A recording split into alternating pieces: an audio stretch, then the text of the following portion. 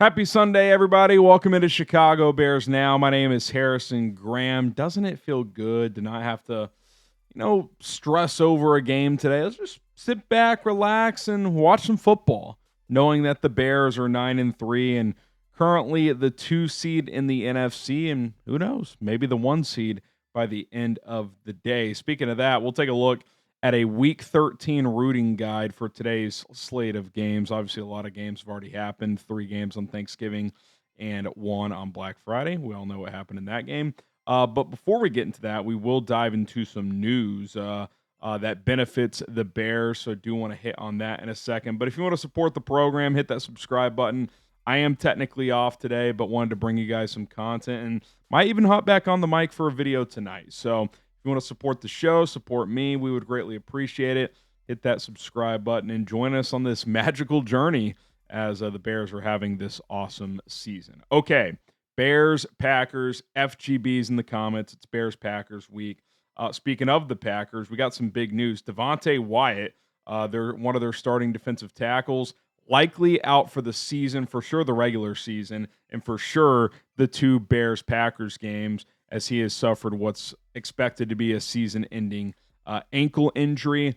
And, of course, the Bears play the Packers in a week and, again, 2 weeks from now. 3 weeks from now, I should say. Twice in 3 weeks.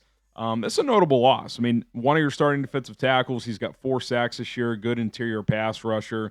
They're already a little thin at that position, as Carl Brooks has been injured as well. So we'll see kind of how they mix and match in there on the interior next to Colby Wooden. You'll probably see a lot of Warren Brinson and Nazir Stackhouse, but Devontae Wyatt is a guy who over the last 3 years has 15 and a half sacks.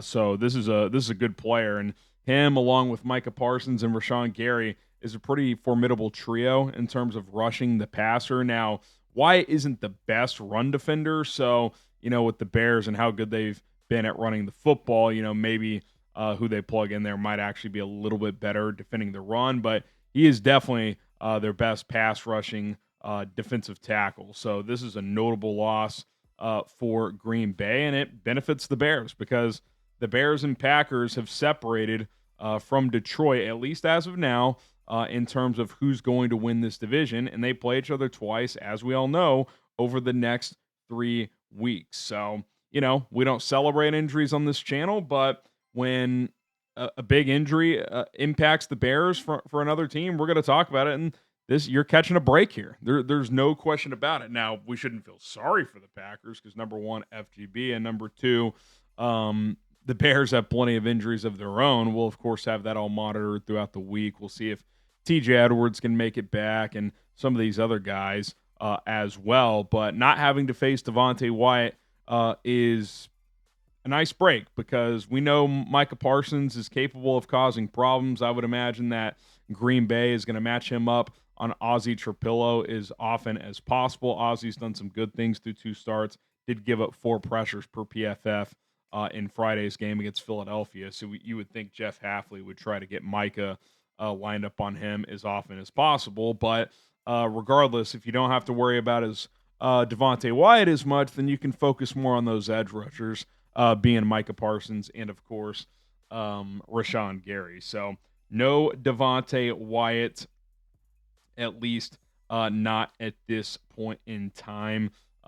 Maybe he could return for the playoffs or something like that, but he is not going to play against the Bears in certainly either of these regular season matchups, and he's probably done for the year, if we're being completely honest. Now, there's another NFC North injury tidbit that I want to dive into here in just a moment, but I do want to thank today's sponsor first. That is PrizePicks. The holidays are here. It's the best time of year for sports. Bowl games are around the corner. Basketball matchups, playoff pushes. It's all happening at once. Hockey as well. And while you and I are out here making decisions every day, what gifts to buy, what to eat, which games to watch, there's one place where it feels good to be right. That is PrizePicks, the best daily fantasy sports app out there. I've been using them for a couple of years now. You should as well. The way it works is simple. You pick 2 or more players and take more or less on their stat projections, regardless of sport.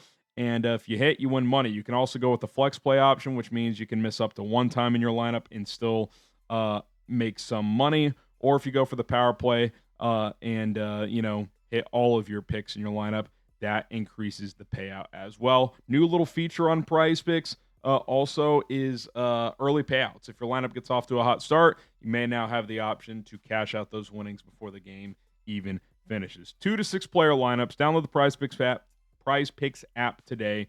Use our code CLNS to get $50 in lineups once you play your first $5 lineup. That is code CLNS to get $50 in lineups once you play your first $5 lineup. PrizePicks. It is good to be right. Okay, another injury nugget in the division. Frank Ragnow. So it was big news a few days ago when the multi-time All-Pro Frank Ragnow announced that he was going to come out of retirement and rejoin the Lions. I think that news dropped the day before Thanksgiving, and it was like, okay, he's clearly not going to play on Thanksgiving, but maybe they can ramp him up quick enough he'll play in Week 14 or certainly by Week 15. Well, that is not going to happen. He has failed his physical with a grade 3 hamstring strain and will not rejoin the team. And a couple thoughts here. One, when he decided to come out of retirement, did he not have any level of idea that he had a strained hamstring? I mean, makes me wonder, like, had he even been working out? Was he just going to get in shape on the fly? So that's interesting. And two, it's kind of why he retired in the first place, right? Like, he cited, like, the wear and tear, the injuries adding up.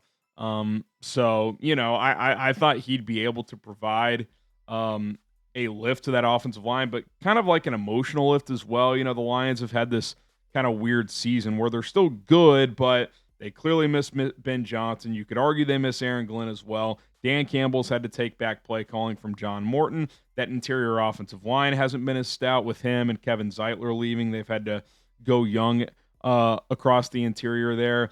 And Ragnow, just from a kind of stability standpoint on the field and in that locker room, kind of felt like that could help them try to make a push here. So for them to not get him back is a bummer for them. But, for the Bears, not complaining about not having to go up against Frank Ragnow in Week 18 because he is a very, very capable player. I remember Ben Johnson speaking pretty emotionally about Ragnow when his retirement got announced. So best of luck to him in his future endeavors. We'll see if this offseason he tries to get healthy and returns, but he will not be returning this season. Okay, before we get out of here, do want to take a look at some of the games today. I think there's 4 games Bears fans should really be monitoring close. The obvious one is Rams at Panthers. So if the Rams lose, the Bears are the number 1 seed in the NFC, which is crazy to say that would be the case entering December. Now, I am not anticipating the Rams losing at Carolina, but it's a cross-country flight. The Panthers are kind of this weird team that'll randomly beat good teams. They beat the Packers earlier this season, so they have kind of randomly won some weird games. I also watched them on Monday night in San Francisco in a big spot, a chance to take over first place in the NFC South, just completely lay an egg, especially offensively. The Rams are 10.5-point favorites, so Vegas is telling you they do not expect Carolina to win this game, but that would be huge if they did, obviously. I think a more realistic result, if you're looking for an upset that would help the Bears, 49ers at Browns. The Niners are a healthy 5.5-point favorite, but a couple of things in this matchup. One, it's going to be cold and wet. High of 37. Looks like for now, rain may be out of the forecast, but there are chances of showers.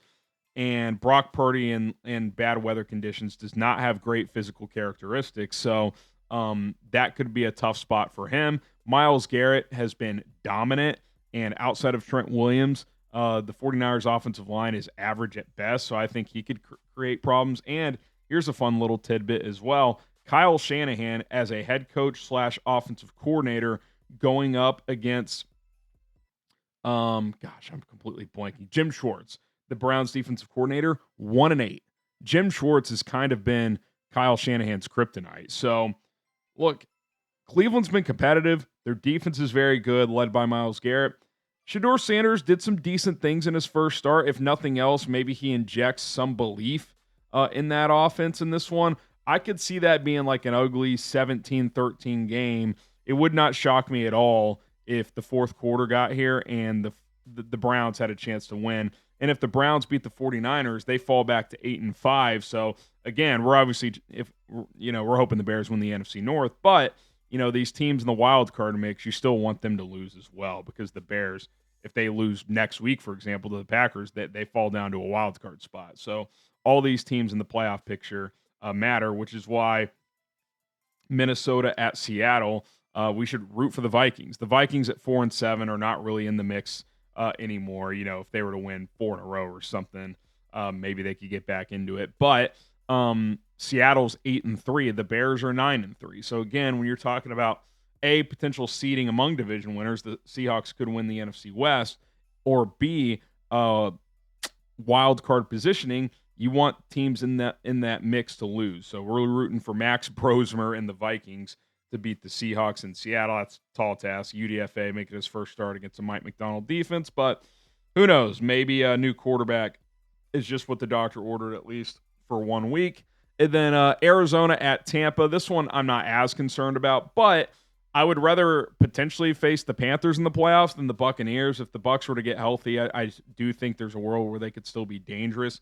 It sounds like Baker's probably going to play, but he's pretty beat up. Jacoby Brissett has actually been playing pretty well for Arizona, so maybe they can pull off the kind of mini upset there. Let's see what the point spread in that one is. Tampa's only a 3.5-point favorite at home. It kind of tells you that they're reeling right now, and Vegas knows it. So that should be the rooting guide tomorrow for you guys. Root for Carolina, Cleveland, Minnesota, and Arizona. These other games don't really impact the Bears or the NFC playoff picture, so that is where things sit.